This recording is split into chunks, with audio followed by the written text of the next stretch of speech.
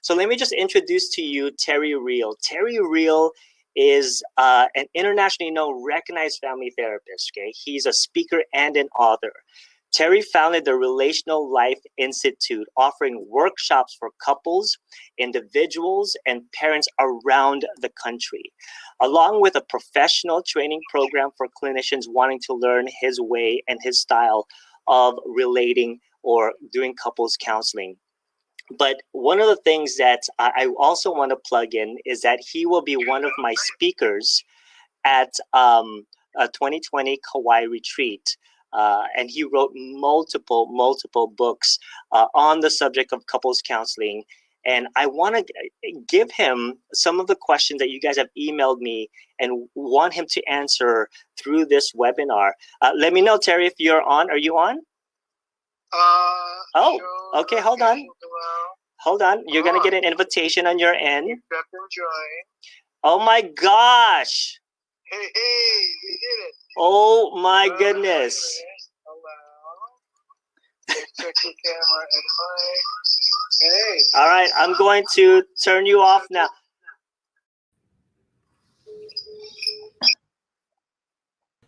Oh, my gosh, Terry. You done did it, man.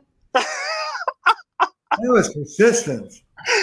Oh my goodness, we have Terry on right now. Let us know if you can hear him. Well, look at him. This is awesome, Terry. Well, I'm glad to be here with you, my friend. We have been stressing all today, and I think this was meant to happen. What do you think? I don't know whether it was meant to happen or not, but I'm glad that it ended well. And judging by the many sweet messages that are coming in, people are forgiving of our technological whatever. And here we are. So let's get to it, man. So just as I'm saying, everyone you guys are joining in, we have about over 700 people that have registered. I'm going to promote Terry Real as much as possible because he's just an amazing individual. Let me just read off to you some of the books, and I will connect his book to this website, okay? So one of my favorite books, I Don't Want to Talk About It, Overcoming the Secret Legacy of Male Depression. I absolutely love that book. But you've got How I Get Through to You. And the most recent one, which will revolve around our conversation, Terry, is A New Rules of Marriage. Yeah. Okay. So again, all of us, you will have the link to Terry Real's books, and also he will be doing a one-day intensive course on the beautiful island of Kauai in 2020. Yeah. Right? So, Terry, I've got a few questions for you. First of all, thank you and welcome. Oh, thank you, Ernesto. You are a one-man powerhouse, let me tell you. I'm delighted that you're so supportive of my work, and it's great. You know, I love millennials. I should start by saying that. Not that all of your followers are millennials, but I do love millennials, and in particular, I have a great fondness for millennial men. So you're right up my alley, and I'm really delighted to be collaborating with you. Thank you so much. And you know, one of the things that, for those of you who don't know, I'm also a marriage family therapist licensed here in the state of California. And one of the things that I want to bring in the forefront is different avenues to working with couples from a very sensical, collaborative approach. And I think, Terry, you have one of the most reliable and adaptable way of working with couples. So let me just ask you a few questions, okay? Are you ready for this? I'm ready. Are we all calm from all of the technical glitches? Take a breath. Okay. All right, here we go. So one of the questions that was posed to me in the area of couples counseling is, what are some of the strategies to teach couples in helping them to go after what they want? This is a really, really big thing, I think, in your book, that standing up for themselves is a very, very, not only a foreign approach, but also something that we have to understand as couples therapists. What's your thoughts on this? Wow. Well, we've got an hour on that one question, let me tell you, but I'll try and be a little bit thoughtful about what to edit. First of all, our relationship to relationships, Ernesto, in this culture is passive. You get what you get, and then you complain about it. Right? Isn't that how we do it? Yep. Okay. So trying to get more of what you want from your partner or from the relationship by bitching about what you're not getting has got to be one of the world's worst behavioral mod programs I've ever seen. You wouldn't treat a dog like that. You wouldn't just punish a dog every time he did it wrong. You would teach him what right. All right. So there are 3 steps to getting what you want in a relationship. 3 steps, okay? The first I call daring to rock the boat. This is where you grab your partner by the collar, you stick your face in their face, and you say, listen, sweetheart, you better pay attention to this issue or these issues because it's really, really important to me, and you better take it seriously. So let's deal. And you're really not taking no for an answer. You're going to have a serious conversation about whatever's on your mind. Once the person is listening, which could be a week or a month before you get them to listen. Wow. So this is basically, this is not just, hey, can you, would you? This is more of, I have these needs. These are some things that I want you to understand, and I want you to listen to what I'm saying. And take it seriously. Now, once your partner says, okay, I'll try to be pleasing to you in whatever form they say that, then drop the aggression of the first phase. A lot of people, once their partner says, okay, I'll try and do it better, they still say aggressive. They're still like selling past the sale. Don't do that. Drop the aggression, drop your sword and shield, and now help out. Wow. That's a revolution. Help out. Break it down for your partner and tell him or her what they could do that would work. Let me give you an example of listening. There are 3 kinds of listeners in the world.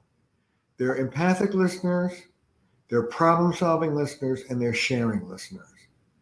Empathic listeners are, I'm sorry, tell me more about it. Problem-solving listeners are, well, have you tried this? Or, there's a lesson here, a teachable moment. Sharing listeners are like, hey, your knee, my knee. I'm Jewish. I grew up with sharing listeners.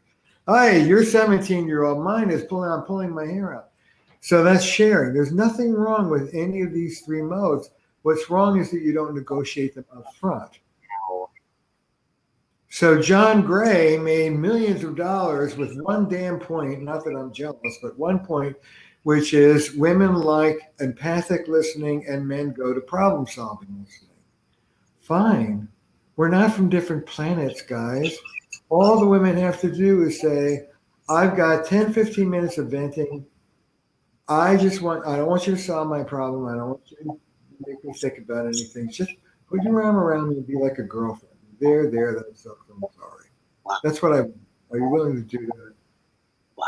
That's called negotiating up front, helping him win. I want women in particular to be more assertive on the front end and less resentful on the back end.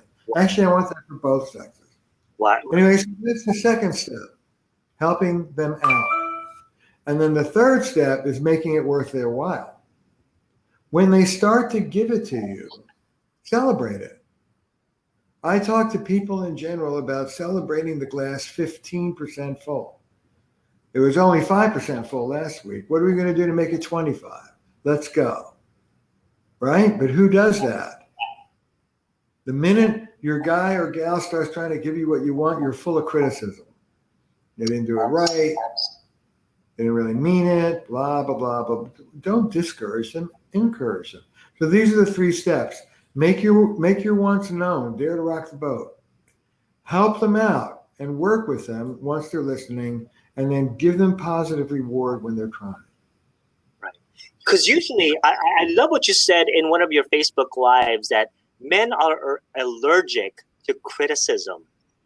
I wrote that down and I was like, that is one of the most clever thoughts I've ever heard, because from a cultural perspective, that is so true. But you add in the male part of this, that it's so true, because I can tell you why. I can tell you why men are allergic to criticism, and then I'll tell women what to do about it. How's that? Yes. This is the $1 million question answer right here. Now here's why, and I don't want to get too into the whys because it can get theoretical, but the why is that men have terrible self-esteem in our culture. Men don't have healthy self-esteem, which comes from the inside out, from your soul, and you have your worth and dignity, and you have meaning just because you're here and you're breathing. And your worth cannot be better or worse than anybody else's. Can't be earned, can't be subtracted from. It's your birthright. Okay, most men don't have that. What we have instead is performance-based esteem. I'm worth because of what I can do. And the other thing about men is that we are perfectionistic. We're unforgiving. And so you put together that my performance has to be perfect with I'm relentless and violent to myself when it's not perfect. And you got a guy whose woman confronts him with some imperfection. And he goes, if I let this in, my whole system is going to crack open and I'm going to think I'm a worthless piece of shit. So he wards off the imperfection by warding off the feedback of his partner. Wow. And this is then creating a sense of walled off and aloof. Okay. Yes, I mean, most men are walled off. Some men are boundaryless, but most men are walled off in one form or another. And anyway, so then the guy gets defensive. The other issue is, one of the things I say, Ernesto, and I'm really happy to say this to young people, is that leading men and women into increased intimacy is synonymous with leading them beyond patriarchy. Patriarchy does not allow for intimacy. It's not built for intimacy. It's built for stability and production and consumption. Intimacy is a new demand, and patriarchy doesn't give us the roles that we need in order to pull this off. And specifically, when a guy is confronted with an imperfection, where he goes to is scientific method. He goes to objective reality. Well, no, wait a minute. I didn't quite say that. I said this, which is like, oh my God. I have a saying, you can be right or you can be married. What's more important to you?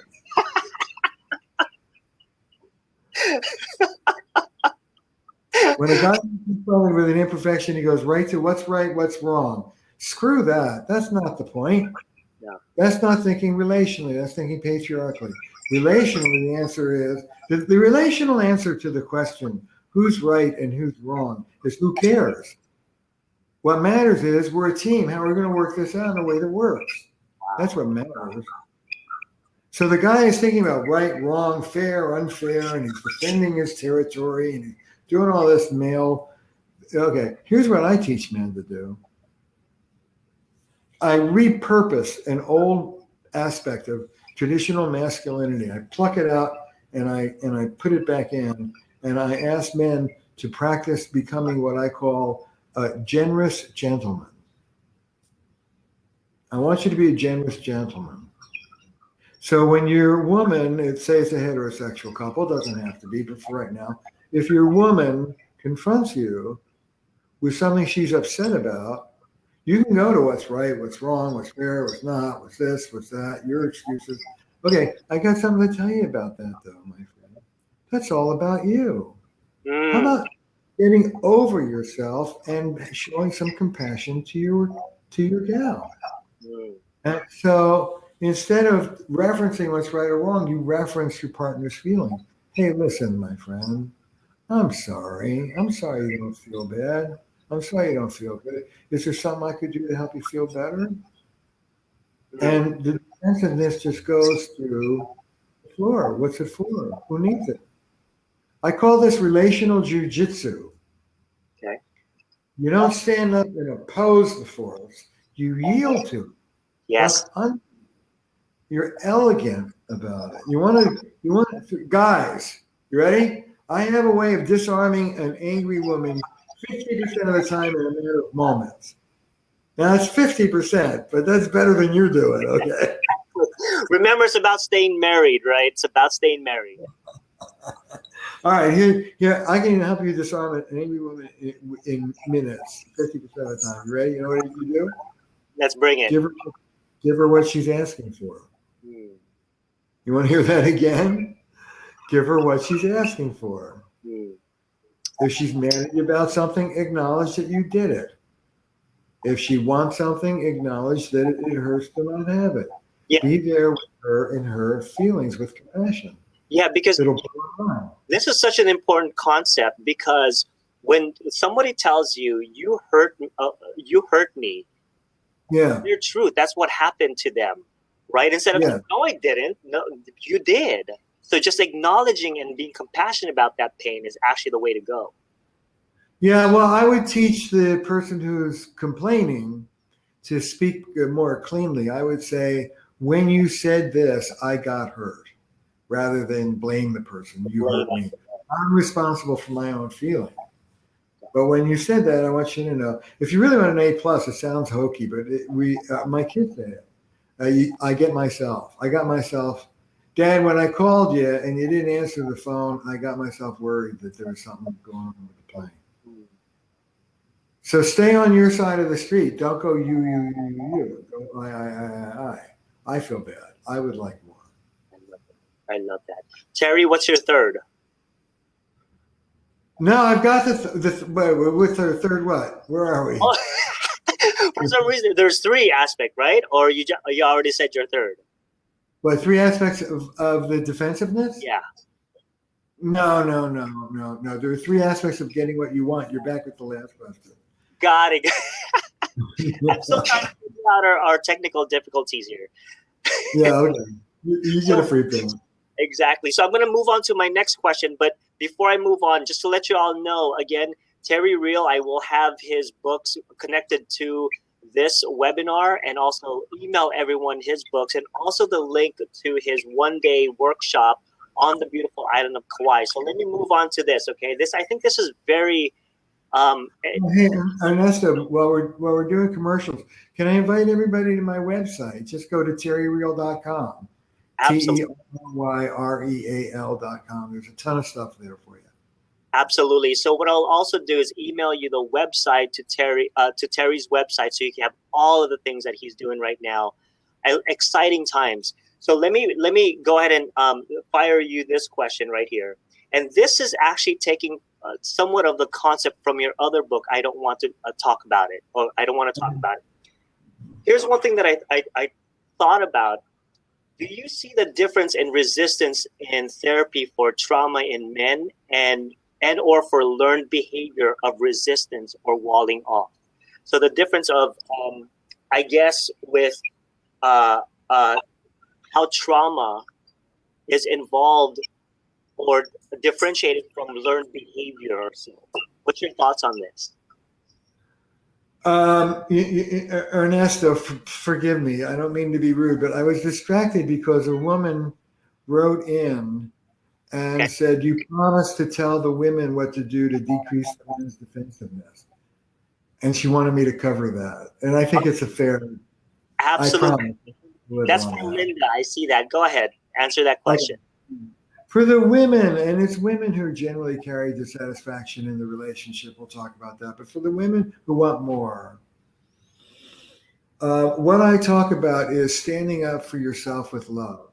I have a whole online course called Staying in Love, which teaches these skills. And this is one of the big skills, standing up for yourself with love. So instead of saying to somebody, I don't like how you're talking to me, which is standing up for yourself, you say, hey, Ernesto, sweetheart, I want to hear what you have to say. Could you please soften up so I can hear better? Which of those two things do you think is going to go down better? And when somebody confronts you with something they're upset about, instead of saying, well, I didn't do that, or if I did, you have to understand that. Instead of that, you say, you know, I'll bet I can understand that felt bad. Wow. I'm really sorry. I could see how you would feel that. I'm sorry for what I contributed to it, whatever that was. Can I do anything to help you feel better? This is coming out of patriarchy and learning to think and behave relationally. It's not about the facts. It's not about right and wrong. It's about your partner and making things better between the two of you. What women can do is speak from the I did talk about that instead of the you. Women can let men know that the conversation is going to be limited. That's a big deal. When a man hears, honey, we need to talk, he thinks he's going to be up till 5 in the morning. Absolutely. Absolutely. You make a very, very good point. And I think it goes on with Sharon's question, which is, what if a man gets emotionally flooded? And we do a lot. We get that a lot. Even the idea of we need to talk, our brains are already going to the critical mode, right? No, I know. Well, I say that. I say those are the four most frightening words in the English language to a man, honey, we have to talk. But you know what? We do have to talk. Yeah. And we can talk. And you know what? Nobody's going to die.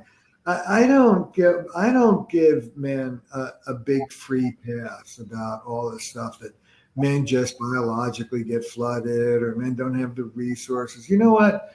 The reason why men get flooded is because at the age of 3, 4, 5, they learn to shut up about their feelings and not get any help with it.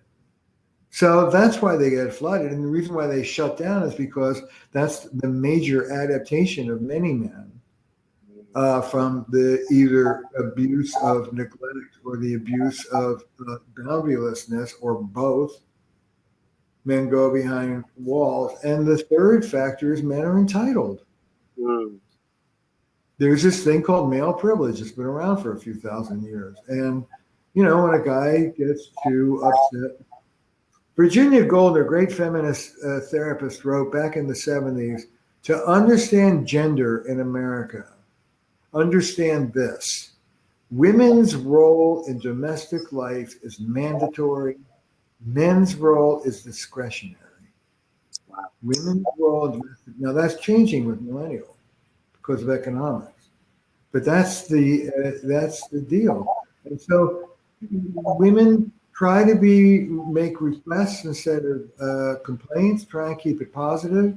I would really like it if you would. God, is there anything I could do to help you? Be humble. This is not marching orders about how to be in the world. It's marching orders about how to be with you in the world. Yeah.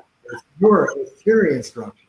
Yeah. So there's a sense of balancing act in the couples session as well. It sounds to me as if you're, one of the things that is really important that I'm hearing from you is this idea that we have to also understand how men process information or whatever goes through their minds, and women have to understand that as well, vice versa. Yes, we each have to understand each other, but I don't like men are from Mars and women are from Venus. I think we're both from one planet. We have to deal with it. We're more alike than we are dissimilar, and men have not been trained to meet any of these new demands. You know, one of the things I say, you know, Ernesto, is that by and large, women have raised the bar. It's women who want a more intimate relationship, by and large. It's women who are unhappy in their long-term relationships, not so much men. Men are unhappy that the women are unhappy with them. But the status quo doesn't bother them. It bothers women. Yeah. And one of the things I say is that women bring men into couples therapists across America so the couples therapists can render the men more relational, more open, less defensive, less selfish, and more giving. What I call learning to be real family men. Women are bringing men in for us to do that, and most therapists throw women under the bus when they do. Well, that's your opinion. Mr. Jones, what's your opinion? And to me, one of the great revolutions of the work that I do is I take women's side. The intimacy, the increased intimacy that you're asking for is legit. It's men's birthright as well as women's. You were robbed of it when you were 3, 4, 5 years old.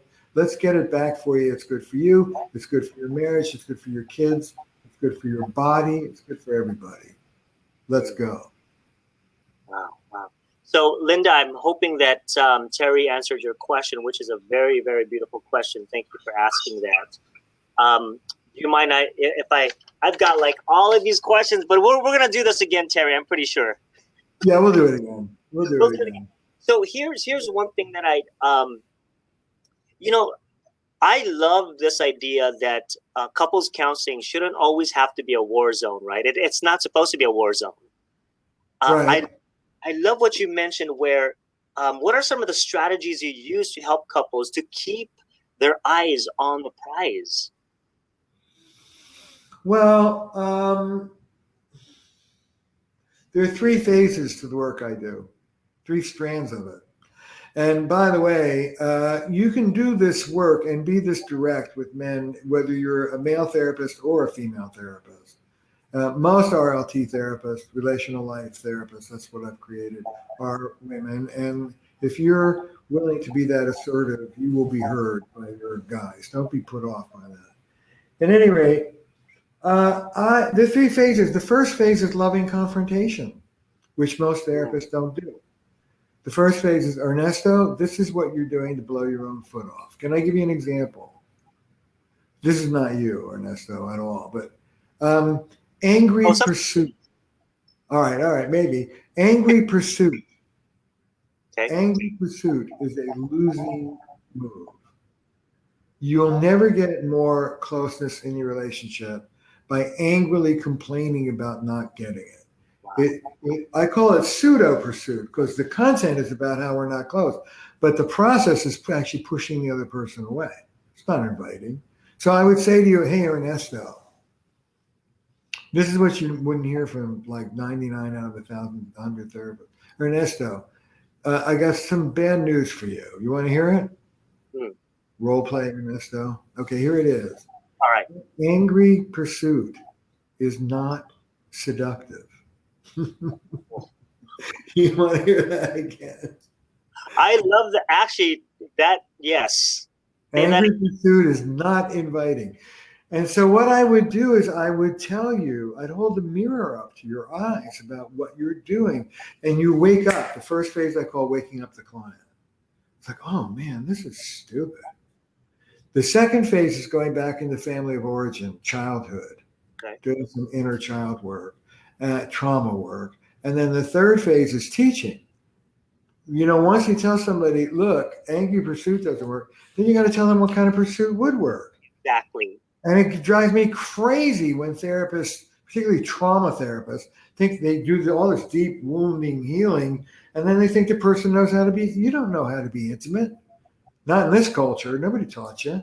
So first the confrontation, then going back into family of origin, deep early childhood work, and then teaching new skills and a new way of thinking, a relational way of being in the world. That's the therapy, all 3 of those. Wow. So those are the areas. I'm sorry, go ahead. I don't know any other therapy that does all 3. Very few of them will do the loving confrontation. And the people who do the deep inner trauma work don't do the skills, and the people who do the skills don't do the trauma work. So to me, it's the integration of all 3 of these that produces such change. That is so profound that we put people in awareness. We have their attention. We do family of origin stuff, but there is a lack of teaching them the direction and how to relate in what is the appropriate types of pursuit. Yeah. So like when I earlier was talking about helping men be generous gentlemen. So you put reality aside and yourself aside, and you respond with compassion to your partner's feeling. Okay. Wow. That is teaching a new skill. You don't know how to do that. I'm teaching you how to do that. Before I do that is the family of origin, and before I do that is the loving confrontation about what you're doing wrong. It's pretty comprehensive. Wow. And one of the things that when I see you work and even my relationship with you, I sense an energy of safety, right? I sense that. And many men need that type of safety before. I love the loving confrontation, but for some reason, many clinicians don't tap into that type of energy to make that connection so that the client, the man or whoever can hear that. Yeah. Right. But every RLT therapist learns, and I have a 2-year training program. It takes a while to get the hang of it. Is what I call joining through the truth. Any fool can clobber their clients with the truth, but joining through the truth is telling the truth so skillfully that it leaves your client feeling closer to you You form, when I went to school, the idea was first you form the alliance, then you tackle difficult truth. In relational life therapy, you form the alliance by tackling difficult truths to get right out of the study game. And you have to do it in a way that says, I'm on your side, I'm rooting for you. Can I give you a story? Enough Please. talk. Let me tell you a story that captures all three of these. So a guy comes to me, we'll call him Harry and Susie. And it's a typical he said, she said, which is true of most couples when they first come in. They don't have one problem. They have two different problems, partner A's and partner B. And you have to, if you're going to be telling the truth to people, you have to sort out what the truth is. So in RLT, the first thing you do is what we call make the realities collide. Like, what's your vision? What's your vision? Okay. So she says that he's a vicious brute. And he says that she's a man named Ditz. So I say to him, give me some specific examples. For 3 examples. It's typical. Give me 3 examples of her being a Ditz. Well, she's 15 minutes late often. She often forgets things. She lost her phone a couple of times, and she rarely apologizes. Okay, give me an example with him being a brute. Well, in the last week, he called me the C word. He blocked the door of a room and physically barred me from leaving when I tried to take a time out. And he spit on my windshield. Now, Ernesto, am I thinking, oh yeah, these 2 things are separate but equal? Give me a break. So I turned to the guy and I picked the most egregious. I say, you spit on her windshield. He goes, yeah. She goes, a real lunger too. She's like, okay. He spit on her. Yeah, but you should have heard what she was saying. You don't expect me to put up with that crap. I look at him. I give him a few minutes. And I say to him, I don't know. I just met you, but it occurs to me, you don't know the difference between standing up for yourself and attacking somebody. Wow. That stopped him. That's loving confrontation. Then I said, who was the angry one in your family growing up? That's going into childhood. The minute I get it, I go up. Who was the angry one in your family? Oh, my dad. Tell me about it. Oh, he was a horror. In fact, when he came home, you had to scatter. God help you if you got in his way. Where was your mom? Oh, she worked and she was a doormat. In fact, I took care of my sister. I protected her. Well, how did you do that? I would keep her out of harm's way. When my dad would come home, I'd lock her in the basement. Now, don't get me wrong, it was a finished basement. She had videos. I just keep her away from dad. I said, well, how old was she? 3. Well, how old were you? 5. I say, look, I wasn't there, and I don't pardon my French in this, though, but this is the way I said it. I said, I wasn't there, but what comes to me is some 5-year-old version of something like, you lay a hand on my sister and I'll fucking kill you. Yeah. And he said, yeah, that's exactly how it is. That's exactly how it is. I said, how did I know that? He said, okay, I'll bite. How did you know that? I said, because you defend yourself like an angry 5-year-old. Wow. That's RLT. That's how you put it together. Let me teach you how to stand up for yourself that doesn't require you spitting on people's windshield. Would you let me teach you how to do this different? And you know what he said? This is a true story. You know what he said? He said, I think you better. Wow. That's powerful. That's how it works.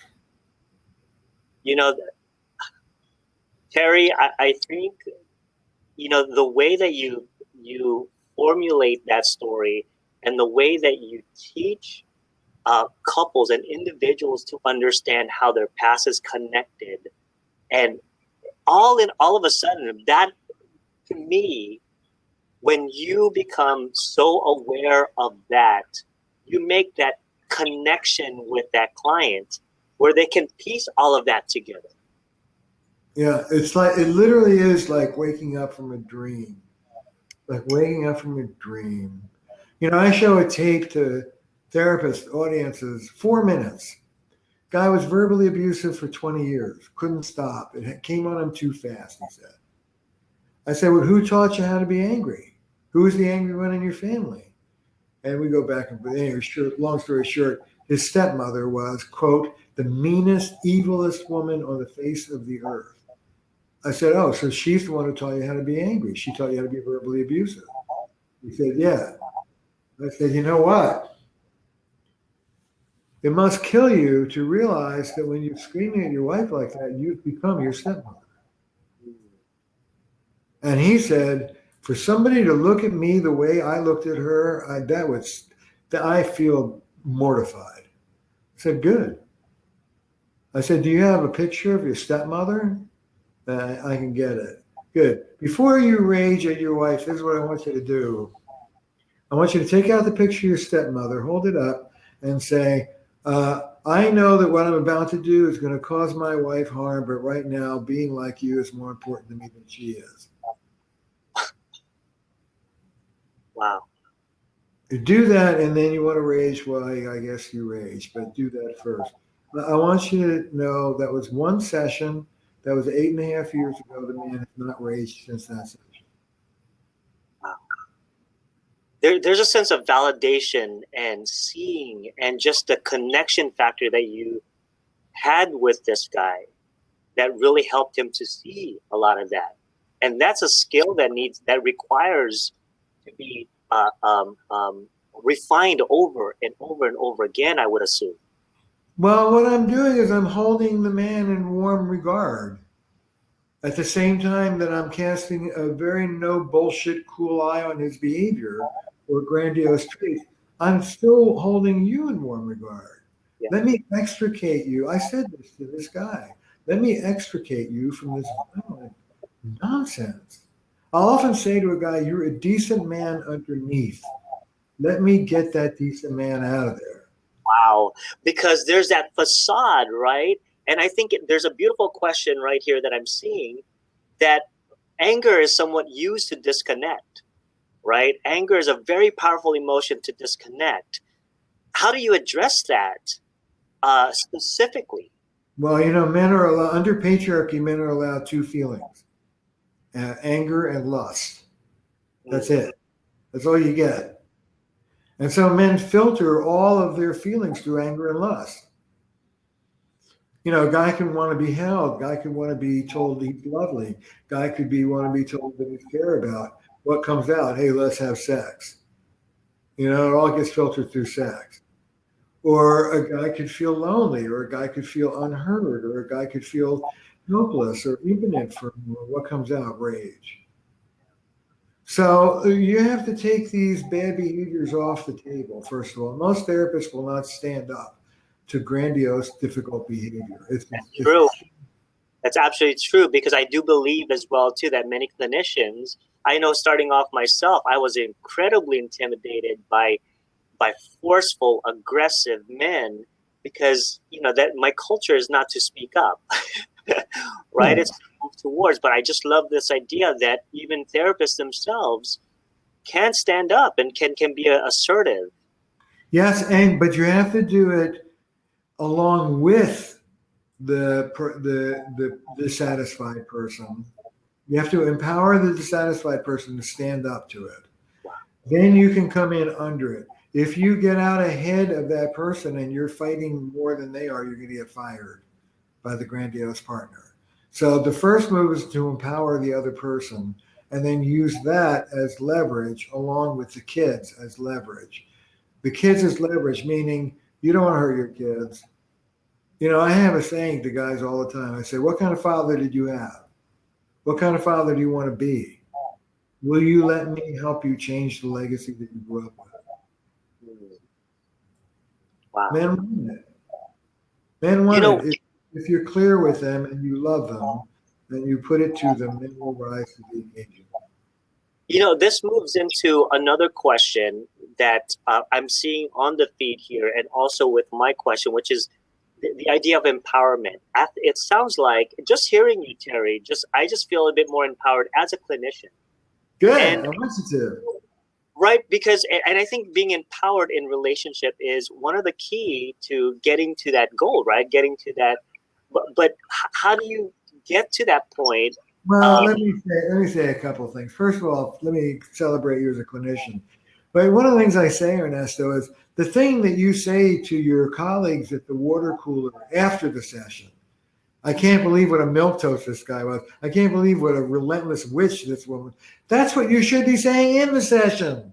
That is the session. That's the therapy. What are you talking about? Right? Tell the truth.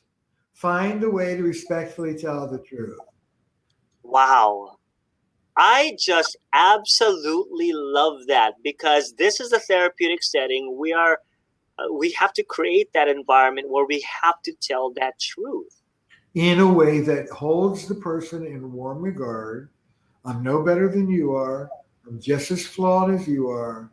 Let me help you out. You know, RLT therapists position themselves more like 12 step sponsors or a coach than traditional therapists. I am, if you come from a dysfunctional family, so do I, brother. If you come from a dysfunctional culture, so do I. I had to work my way out of this trauma. I had to learn these skills just like you. If I can do it, you can do it. Let's get going.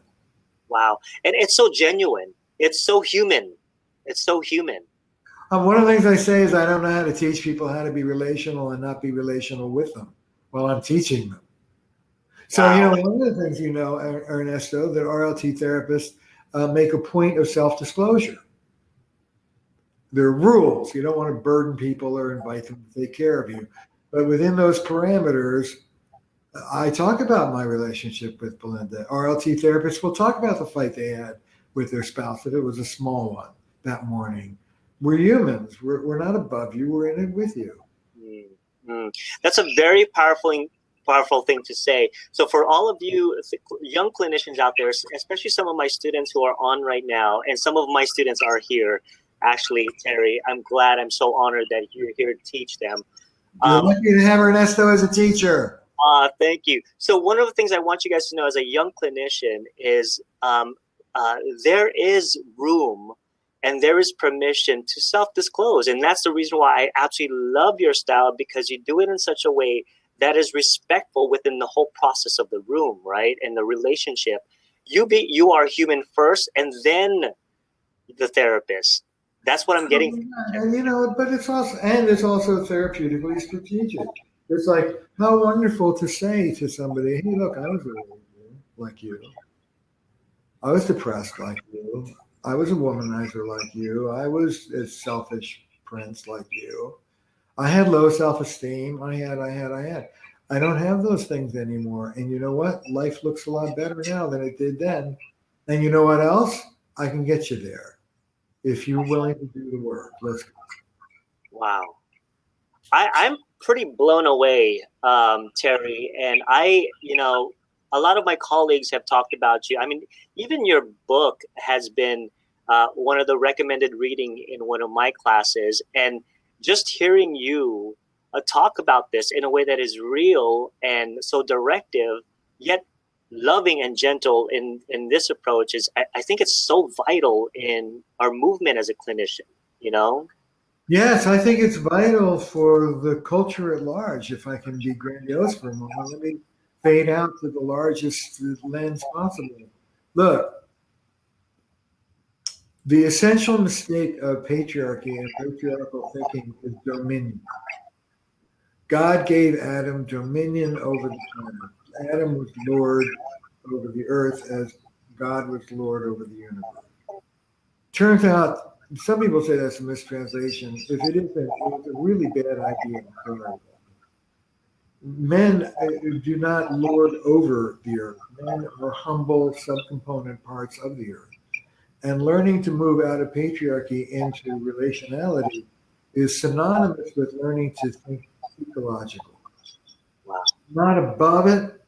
I'm not above Mother Nature. I'm not above nature in the form of the planet. I'm not above nature in the form of my wife, who I think I can control. I'm not above nature in the form of my unruly kids who won't listen to me and are disrespectful. I cannot impose my will on nature. I'm not God. And when you start to live with the humility of understanding that you're one part of a biosphere, of a larger whole that you depend on, then you can start to think straight about the ecology of your relationship and the ecology of the planet. And I'm here to tell you, with all you wonderful young people listening, I want you to be active. I don't want you to just listen. I want you to work and protest and do. Because if we don't come out of the delusion of dominion over nature, as a species, we are hijacking the welfare of our own planet. Wow. And I'm not kidding. Wow. Beautiful work. Again, I want to introduce all of you to Terry Real, especially you, all the young clinicians out there who are just trying to discover their place in the clinical world, working with couples or any individual to really reconsider. Now, I want to move into this question. I think this is very, very important. One of the questions that was posed in the question box section of our time here is, are there any female therapist specific tips for discussing, because let me just formulate it in this way. If I, as a male therapist, get intimidated with aggressive, narcissistic, and very over-domineering men, I can't even put myself in a position where women who are disrespected by these men, right? Is there any tips that you may have for the women who are listening right now to empower them as clinicians? Well, this is a invite me back, and I'll tell you more about this. But the short version is this: I want women clinicians. I want all clinicians, but particularly women clinicians, to master the same skill that I teach people in general and women in particular in relationships, which I call standing up for yourself with love. And what you get centered in is understanding that this guy needs you. This guy is missing out. I met a guy, he was a type, old style father, and he was harsh to his kids. It was like, why don't you get both butt cheeks on the chair? We don't sit with one butt cheek hanging out of the chair. Or we use forks and knives in this family. We don't eat like animals. Okay, he was harsh. And I told him, look, you're being too harsh. Something that most therapists would never do. I just said, there's a difference between disciplining a child and shaming them. And the way you do it is through shame. And here I showed it to him. Here's how that works in these examples. Anyway, I looked at him and I said, you've been missing out. These kids are afraid of you. You have a distant, respectful relationship with your children, but how about some gush, man? How about some rolling around on the floor and tickling each other? Where's that? Then why don't you stop being harsh with these kids and start playing with them? And, he did. Wow. Anyway. Yeah, I love the fact that, your style and your approach really speaks to male and female clinicians, and it's almost as if you blur the boundaries, because each one and whoever it is have That's right. value. That's right. My wife Belinda is a great therapist, and she's perfectly capable of giving somebody a big smile and looking them in the eyes and saying, speaking as a woman, what you're doing right now is repulsive. Knock it off. And one of the things I say, Ernesto, is that competence trumps gender. The hard part for women clinicians is just being that assertive, as you said, just taking your seat and standing up to these intimidating men. But one of the things women have to understand is that to a guy like this, all therapists are women. That's actually true. You're a chick too, just like women think that men have a big step up, but male therapists get the value just like women do. Absolutely. Don't let it stop you. Stand up, take your seat, tell the guy what's going on, and give him the message that you can help him, and he will grab more. Yeah. The main thing is you are moving your clients, whoever they are, to an understanding of these three aspects, right? Of their behavior, their non-productive behaviors, right? Yeah. How the family of origin is in there, and also how to move them and teach them to a better way to relate. Yes, those are the three elements of RLT. I'm going to have to go in a minute because I've got a class to teach just at 5 sharp. I've got to get online. But my favorite rendition of RLT is Charles Dickens' A Christmas Carol. You got a guy who's anti-relational, Scrooge. He's visited by 3 ghosts, and I do it in this order. The first is Christmas Future. It's his funeral, and everybody's glad he's dead. So that's the loving confrontation. That's the collision with the negative consequences of staying the way he is. That's what a therapist would hit him with first.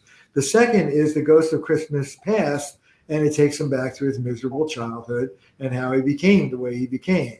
That's the second move in RLT. And then he goes to Bob Cratchit's house and he learns what a functional family looks like. And that's the third move in RLT, teaching somebody how to do it in a normal way.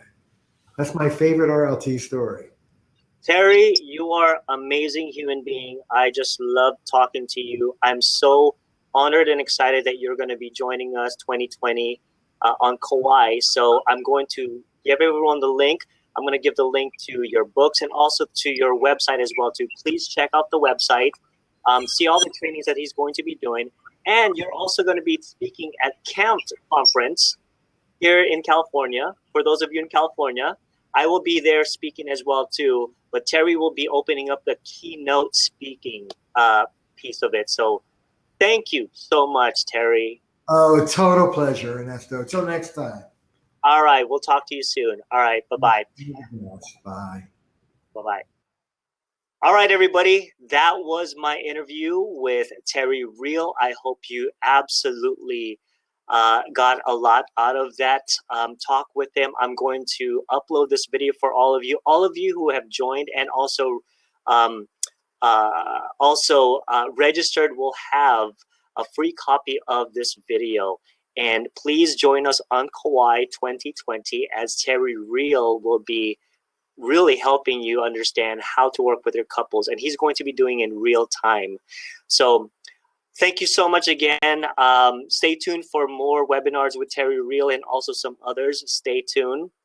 Again, thank you so much for having the patience with all the damn technical difficulties that I went through. Anyway, aloha, everybody. See you on Kauai. Bye-bye.